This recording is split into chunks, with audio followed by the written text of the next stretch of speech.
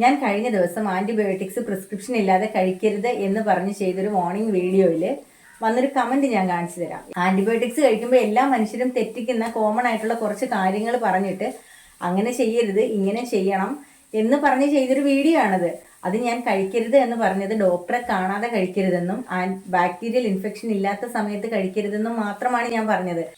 ഡോക്ടറിന് ചക്രം ഉണ്ടാക്കി കൊടുക്കാൻ ഇറങ്ങിയിരിക്കുകയാണ് എന്ന് പറഞ്ഞിട്ടാണ് ആക്ച്വലി ആ കമന്റ് വന്നിട്ടുള്ളത്. എന്റെ പൊന്ന് സഹോദര, ഞാൻ ഒരു ഡോക്ടർക്കും ചക്രം ഉണ്ടാക്കി കൊടുക്കാൻ വേണ്ടിയിട്ട് ഇറങ്ങിയിരിക്കുകയല്ല. ആർക്കും ആന്റിബയോട്ടിക് റെസിസ്റ്റൻസ് ഉണ്ടാവാതിരിക്കട്ടെ എന്നുള്ളൊരു ഉദ്ദേശത്തോടു കൂടിയിട്ടാണ് ഞാൻ ആക്ച്വലി അത് ചെയ്തിട്ടുള്ളത്. Medical profession related information videos ചെയ്യാമെന്ന് വിചാരിച്ച് ഈ ഒരു പ്ലാറ്റ്ഫോം സെലക്ട് ചെയ്തത് തന്നെ ഹെൽത്തി ആയ ഒരു സൊസൈറ്റി ഉണ്ടാവുന്നതിന് എൻ്റെ വക ഒരു 1% കോൺട്രിബ്യൂഷൻ എങ്കിലും കൊടുക്കാൻ പറ്റുന്നെങ്കിൽ കൊടുക്കാൻ പറ്റട്ടെ എന്ന് വിചാരിച്ച് മാത്രമാണ്.